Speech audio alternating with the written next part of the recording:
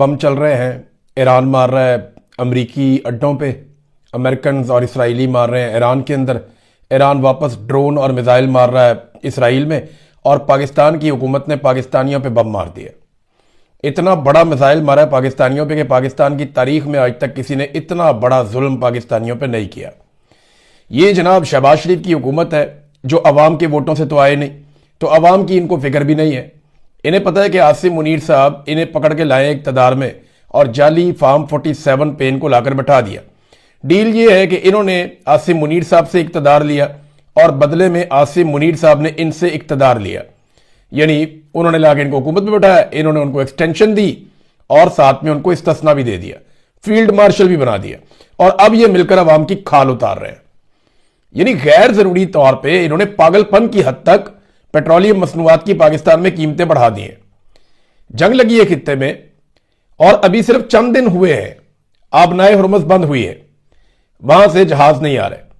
हुकूमत ने दावा किया था कि इनके पास बहुत सारा तेल पड़ा हुआ है, लेकिन इन्होंने जो कीमतें बढ़ा दी हैं वो इस लेवल तक बढ़ा दी कि हुकूमत के अपने हमायती, इनके अपने टाउट्स, इनके अपने दरबारी वो सर पकड़ के बैठ गए। वो ट्वीटें कर करके कह रहे हैं कि यार ये क्या तबाही फेर दी।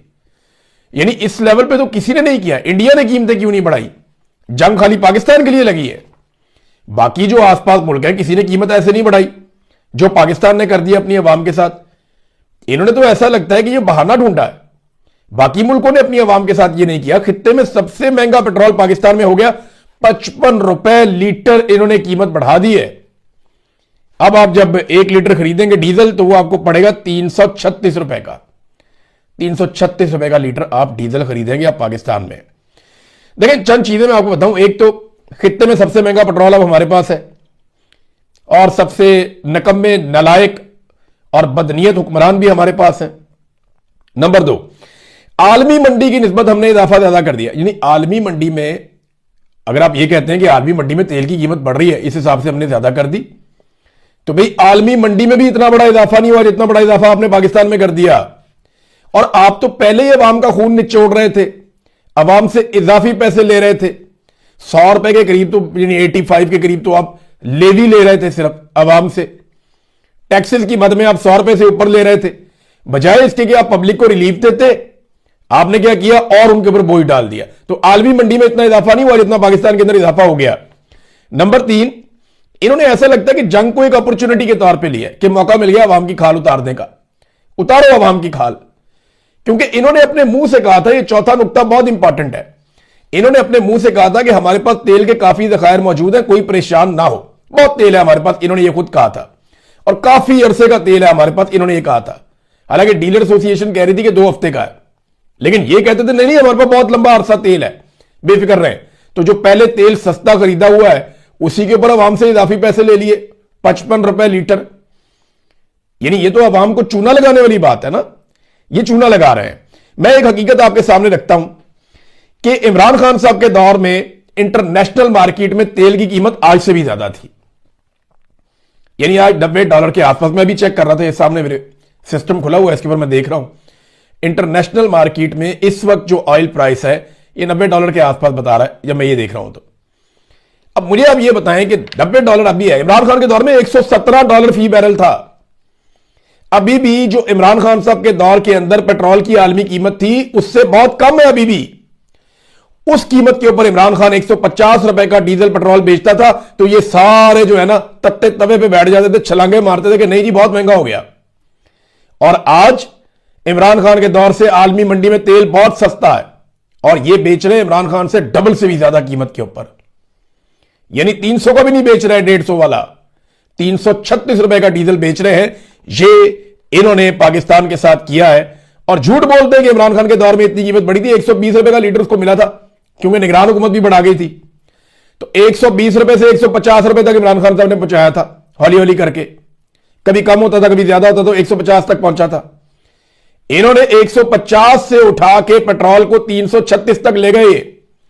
अब आगे किसान को मार पड़ेगी, उसकी गंदम लगी हुई है, उसकी फसलें लगी हुई है, उसको डीजल चाहिए होता है, 100 काम उसने करने हैं किसान ने, फसल पक के तैयार होनी है, और उसके बाद तरसील का मामला, ये हर चीज महंगी हो जाएगी पाकिस्तान में जिस किस्म का इन्होंने ये हरकत की। ये तो कहते थे मोटरसाइकिल वालों को मुफ्त पेट्रोल दिया करेंगे हम, इनकी जलसों में आप तकरीरें उठा के सुने ना, ये आले शरीफ की और आले जरदारी की, और साथ में ये जो एक फौज ने बनाई थी पार्टी तहरीके इस्तेकाम, इनकी तकारीर आप उठा के सुने। कहते थे जी हम जो बिजली कम इस्तेमाल करेगा 200-300 यूनिट उनकी बिजली मुफ्त, जो मोटरसाइकिल लेकर आएगा पेट्रोल पंप पे उसका पेट्रोल भी मुफ्त।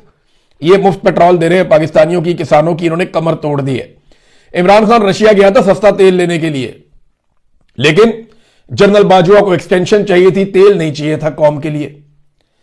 यानी इमरान खान ने कहा था ना कि सस्ता तेल लेने गया हूं रशिया में, तो इन्होंने कहा नहीं नहीं नहीं, पता नहीं कौन सी साजिश हो गई अमेरिकन के, उन्होंने इतने कान भरे, उन्होंने साइफर भेज दिया, इन्होंने जनाब यहां पे सारे जर्नैल राजी करके रजीम चेंज कर दिया कि मुझे एक्सटेंशन मिल जाएगी। वो लैटरीन जो डिगा पे होना, वो जिसको एक्सटेंशन पड़ी थी वो ऊंधे मुंह लैटरीन में गिरा। अब उसका पता भी नहीं है जिंदा है मर जाता है, उसके बारे में पता करने जाते हैं वो बताते ही नहीं है। फैमिली सोर्सेज से बात करते हैं, वो कहते नहीं हमें बात करने की इजाजत ही नहीं है। अब पता नहीं उसके अंदर क्या मामला है। तो ये मेरी हमदर्दी है, कोई बंदा इस तरह चोट लग जाए तो, लेकिन मामला ये है कि उसको एक्सटेंशन चाहिए था ना, उसको सस्ता तेल नहीं चाहिए था। आज वाला भी वही कर रहा है और उस दौर वाला भी वही कर रहा था, इनमें कोई फर्क नहीं है, कोई फर्क नहीं है। महंगाई का तूफान आ जाए, अब आएगा, ये चूना लगाएंगे लोगों को। अब ये करेंगे क्या, मैं आपको ये बता देता हूं। इन्होंने तेल की कीमतें बहुत बढ़ा देनी है, आवाम को चूना लगा लेना है, सस्ता तेल जो खरीदा हुआ महंगा बेच देना है। जैसी सूरत हाल थोड़ी सी कंट्रोल होगी, ये थोड़ा सा सस्ता करके आवाम पे आसान चढ़ा देंगे, क्योंकि इनसे कोई टारगेट पूरा नहीं हुआ। ये टैक्स इकट्ठा ही नहीं कर पा रहे, ये खसारे के अंदर हुकूमत जा रही है लगातार, कोई सरमायाकारी पाकिस्तान में नहीं आ रही। दहशतगर्दी की वजह से पाकिस्तानी पाकिस्तान छोड़ के भाग रहे, पाकिस्तान में आने के लिए कोई तैयार नहीं है। इंटेलिजेंस का लगातार फेलियर हो रहा है, इदारे अपना काम कर ही नहीं पा रहे और बिला वजह के चौधरी बने हुए हैं। तो इन्होंने जो पाकिस्तान की हालत कर दी है, अब अवाम का खून निचोड़ेंगे तो पैसे, अब इनको ये देखे ना डर फैला दिया इन्होंने कि जनाब पेट्रोल खत्म होने वाला है, पता नहीं कितने का हो जाएगा। तो इस डर की वजह से लोग बहुत ज्यादा पेट्रोल खरीदेंगे, गाड़ियां भरवाएंगे। इनको इस बात का आइडिया था कि एकदम बहुत बड़ी बिक्री होने वाली है पेट्रोल की, लिहाजा इन्होंने कहा पैसा बना लो इसमें भी। और अब ये पैसा बनाने का सारा खेल है। देखिए पाकिस्तान के साथ अमेरिका का क्या रवैया है, जिसके पास डोनाल्ड ट्रंप का फेवरेट फील्ड मार्शल है, जिसके पास आंखें मारने वाला, सलूट मारने वाला और चमकने वाला और चमकाने वाला वजीर आजम है, फेवरेट डोनाल्ड ट्रंप का, वो जो है वो अमेरिका इजाजत नहीं देता। अमेरिका इजाजत किसको देता है? भारत को। अमेरिका ने भारत से कहा कि आप रशिया से तेल खरीद लें, सस्ता तेल, आप रूस से सस्ता तेल खरीदें 1 महीने तक, और उस तेल को अपनी रिफाइनरीज के अंदर लेकर आए और वहां से आप दुनिया को तरसील दें। यानी भारत ना सिर्फ रशिया से सस्ता तेल खरीद के लाएगा, यानी कल तक रूस का तेल अमेरिका कहता था कोई ना ले, अमेरिका पाबंदियां लगाता था कि रशिया का तेल कोई ना ले, कल तक अमेरिका ये कहता था। आज वही अमेरिका रूस के तेल की खुद मार्केटिंग कर रहा है। सबसे बड़ा बेनिफिशियरी तो फिर रशिया बन गया ना भाई। गल्फ के अंदर आबनाई हॉर्मज बंद हो गई, वहां से आप खुलवा नहीं पाए, अमेरिका ने पूरा जोर लगा के देख लिया, ईरान ने खुलने नहीं दी। जहां से सैकड़ों की तादाद में जहाज गुजरते रहते थे, वहां पे इक्का दुक्का गुजरते हैं, बहुत कम कोई जिनको ईरान इजाजत दे दे जाओ तुम चले जाओ, और तो वो किसी को जाने नहीं देते, जाने ही नहीं देते। चाइना को उन्होंने इजाजत दी है, पाकिस्तान को वो दे सकते हैं, पाकिस्तान उनसे बात कर सकता है। लेकिन भारत को अमेरिका ने कहा कि रशिया से तेल ले लो, सस्ता तेल, और उसको अपनी रिफाइनरीज में तैयार करके दुनिया को बेचो और बहरान को काबू करो, और भारत पैसा बनाएगा इसमें भी। तो अमेरिका किसका सका हुआ? फेवरेट फील्ड मार्शल इधर है, सस्ता तेल लेगा इंडिया और पैसा भी बनाएगा इंडिया। ये जो फेवरेट फील्ड मार्शल और फेवरेट वजीर आजम है ना, ये अमेरिका ने ऐसी लात मारनी है ना पाकिस्तान को, और ये इन्होंने हमेशा मारी। हमें इन्होंने हमेशा इस्तेमाल किया टिश्यू पेपर की तरह, तारीख इसकी गवाह है, और ये होना हम होता हुआ देखेंगे। ये जबानी कलामी है, सारा कुछ फायदा सारा इंडिया का है। यानी ये रशिया के तेल की अब मार्केटिंग अमेरिका कर रहा है। मैं तो हैरान हो रहा हूं, जिस तेल पे पाबंदियां लगती थी, और ये खबर पूरी दुनिया में छपी हुई है। रशिया जो है ना वो बेनिफिशियरी है, वो भरपूर प्रोपेगेंडा भी कर रहा है, खुल के आ गया। वो अरबों को ये कह रहा है, और बार बार अरबों को ये कह रहा है रशिया कि आप अमेरिका पे भरोसा क्यों करते हैं? आपको बार बार ये सोचना पड़ेगा कि क्या आपको इनके अड्डों की जरूरत है या नहीं, क्या आपको इनकी मदद की जरूरत है या नहीं। ये अड्डे आपका तहफ़्फ़ुज़ नहीं कर रहे, बल्कि ये अड्डे आपके लिए खतरा हैं।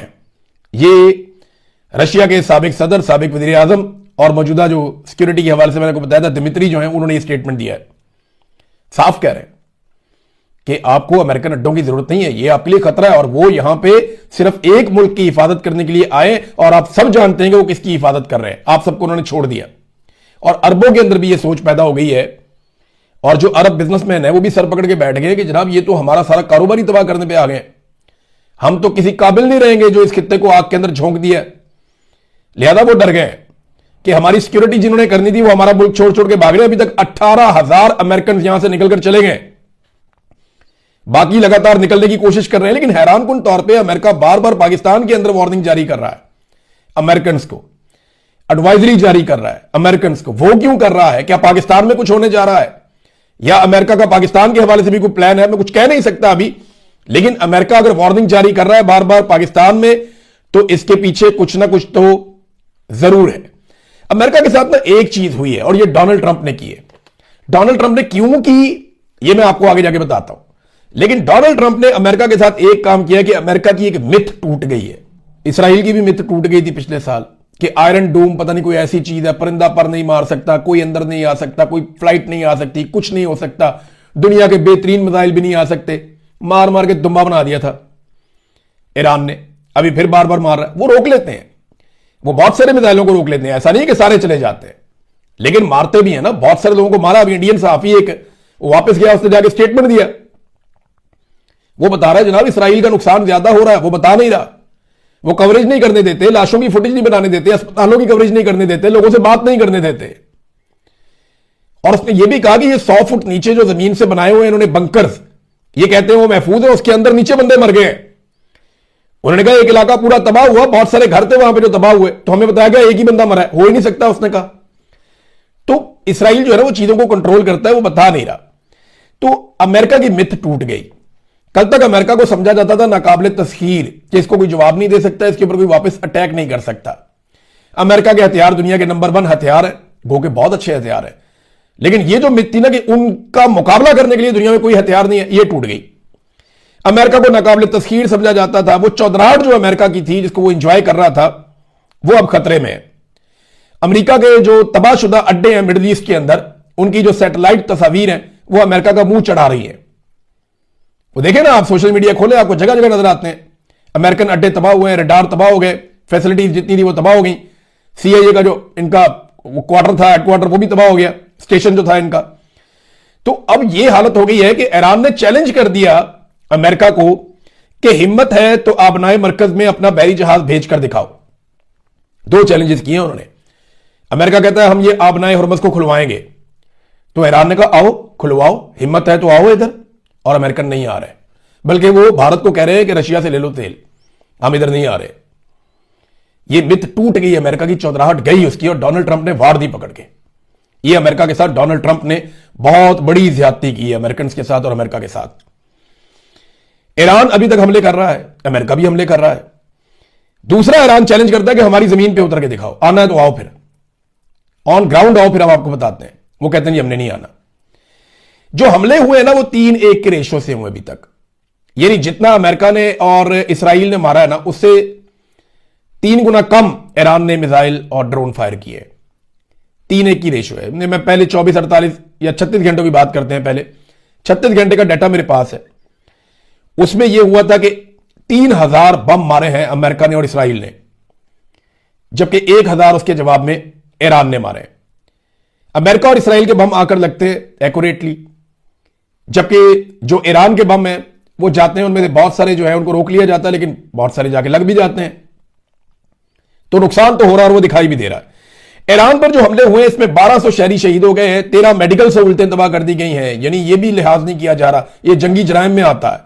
20 तालीमी इदारे जो हैं वो तबाह कर दिए गए हैं। रेड क्रिसेंट के 9 पॉइंट्स को इसराइल ने तबाह कर दिया है जहां पे लोगों को मदद देनी थी, जबकि 200 के करीब बच्चे भी शहीद हो गए।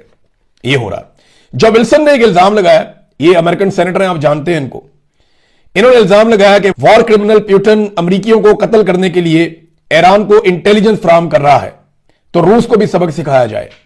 बात तो ठीक है, क्योंकि ईरान जितने एक्यूरेट अटैक कर रहा है, जैसे एग्जैक्ट उसको एक एक लोकेशन का पता होता है कि ये जनाब वो पॉइंट है जहां पे अटैक करना है, तो ये तो फिर चाइना और रशिया की मदद के बगैर नहीं हो सकता। इतना शानदार सैटेलाइट का निजाम ईरान के पास नहीं है। वो कहीं से पक्की इंफॉर्मेशन उनको मिलती है, टिप, उसके बाद वो अटैक करते हैं। तो ये वो कर रहे हैं। CIA स्टेशन तबाह हो गया है। इराक में भी ईरान ने अमेरिकी लॉजिस्टिक कंपनी है ब्राउन एंड रूट, उसके ऊपर हमला किया है। वहां बड़े पैमाने पर आग लगी हुई है, बहुत नुकसान हुआ उनका। और इसके अलावा ब्लूमबर्ग के मुताबिक $300 मिलियन मालियत का रडार सिस्टम है खलीज के अंदर, वो भी तबाह हो गया है। ये उसकी फुटेज भी दिखा रहे हैं साथ में, ये ब्लूमबर्ग दिखा रहा है। और इसका एयर डिफेंस के लिए एक बड़ा कलीदी किरदार था। फिर कुवैत में अमेरिकी फौजी अड्डे की तबाही के सैटेलाइट मनाजर भी आ गए कि जनाब ये भी देख लें। फिर बगदाद इंटरनेशनल एयरपोर्ट के करीब अमेरिकी बेस है विक्टोरिया, उसके ऊपर हमला किया, वहां पे भी आग लगी हुई है, ये मनाजिर भी आ गए हैं। और UAE में पैट्रियट डिफेंस सिस्टम को निशाना बनाने का एक बहुत बड़ा दावा सामने आया। ये पैट्रियट डिफेंस सिस्टम, ये दुनिया में 2-3 है जो दुनिया के टॉप के हैं। एक पैट्रियट है अमेरिकन, एक रशिया का S-400 है, वो एक और पे काम कर रहे हैं जो उससे भी जदीद है। चाइना का एक है बहुत लेटेस्ट, वो आने वाला है, उसके ऊपर भी वो काम कर रहे हैं। दुनिया के बेहतरीन यही सिस्टम है। वो कहते हैं UAE के अंदर जो है ना वो पैट्रियट का एयर डिफेंस सिस्टम, उसको निशाना बनाने का दावा किया। कुछ वीडियोस और तस्वीर भी इसमें सामने आ रही हैं। अब ट्रंप ने ये अमेरिका के साथ क्यों करवा दिया? अमेरिका के साथ तो ये बहुत घिनौनी हरकत हो गई ना, चौधराहट ही गई। यानी एक ये मिथ बनी हुई थी ना, इसको नहीं गुमार सकता, इसको ना नहीं कर सकता कोई, इस पे अटैक नहीं किया जा सकता, भाई इस तक मिसाइल पहुंचता ही नहीं है, वो सारी टूट गई। भाई इसके अड्डे नहीं तबाह हो सकते, भाई इसके बहरी जहाज जो है ना वो नाकाबिले तस्खीर है, वो जहां चले जाए ये हो जाता है। डोनाल्ड ट्रंप ने ट्वीट किया, हमारा जा रहा है अब्राहम लिंकन, वो ये कर देगा वो कर देगा, वो नस गया पीछे दूर, वो रेंज से बाहर निकल जाता है कि हमने नहीं आना यहां पे। अब ईरान कह रहा है आओ ना यहां पे खुशबू लगा के इसमें आबनाए हुर्मज में, वो नहीं आ रहे, उधर नहीं आ रहे। हो सकता है फ्यूचर में आए ईरान को बहुत बुरी तरह तबाह करने के बाद, लेकिन फिलहाल सूरत हाल यह कि अमेरिका की मिथ टूटी है। जो ईरान से इतनी मार खा रहा है, अगर खुदा ना खास्ता कल को चाइना के साथ लड़ पड़ता है या रशिया के साथ लड़ पड़ता है तो क्या होगा इसके साथ? यह है सोचने वाली बात, अमेरिका के लिए भी, अमेरिकन के लिए भी। अब सालसी की कोशिशें हो रही है किसी तरह जो है वो अमन कायम किया जाए। इसमें जो लोग अभी तक इंपॉर्टेंट रोल प्ले कर रहे हैं मैं आपको बता देता हूं। एक तो इसमें चाइना का बड़ा इंपॉर्टेंट रोल है, उन्होंने सारे मुल्कों से राब्ता किया है, ईरान से भी राब्ता किया है, और इसमें रूस का भी किरदार है। रशिया ने ईरानी सदर से राब्ता किया और अपनी सपोर्ट का यकीन दिलाया, और रशिया पूरा खुलकर सपोर्ट कर रहा है इस वक्त ईरान को, जबकि चाइना भी ईरान को सपोर्ट करता है, उसकी खुदमुख्तारी को सपोर्ट करता है और उसके दिफा करने को भी सपोर्ट करता है। फिर 1-2 यूरोपीय ममालिक हैं वो भी इस मामले के अंदर अपना रोल प्ले कर रहे हैं। सऊदी अरब बहुत कोशिश कर रहा है। ये देखे, अगर मैं कहूं सबसे ज्यादा कोशिश कौन कर रहा है तो वो सऊदी अरब कर रहा है। उन्होंने ईरान के साथ लगातार राब्ते किए और बैकडोर चैनल्स उन्होंने रखे हुए हैं। वो पूरी कोशिश कर रहे हैं कि अमेरिका और ईरान को किसी तरह से जंग बंदी के ऊपर कायल करें। इसराइलियों के साथ तो वो बात ही नहीं करते, उन्हें पता है कि ये तो फितना है, ये तो लड़ाई करवाएंगे, ये तो लड़ाई के अलावा इन्हें कुछ सूझ नहीं रहा इस वक्त, ये समझते यही है सऊदीज। तो वो कोशिश कर रहे हैं कि यहां खित्ते में अमन आ जाए, वरना चीजें बहुत खराबी की तरफ जा रही हैं। सऊदी अरब बड़ा किरदार अदा कर रहा है, तुर्की और पाकिस्तान भी इसके अंदर शामिल हो सकता है, वो भी किरदार अदा कर सकता है। देखिए अमेरिका को फेस सेविंग चाहिए, डोनाल्ड ट्रंप को अमेरिका को फेस सेविंग चाहिए। सबसे बड़ा सवाल यह है कि क्या ईरान अब एटमी तजुर्बा करेगा? तो जो ईरान ने हालात देख लिए हैं ना, अगर उसने बार बार के हमलों से बचना है और अगर उसके अंदर समझदारी हुई तो ऐसा लगता है कि वो एटमी तजुर्बा जरूर करेगा।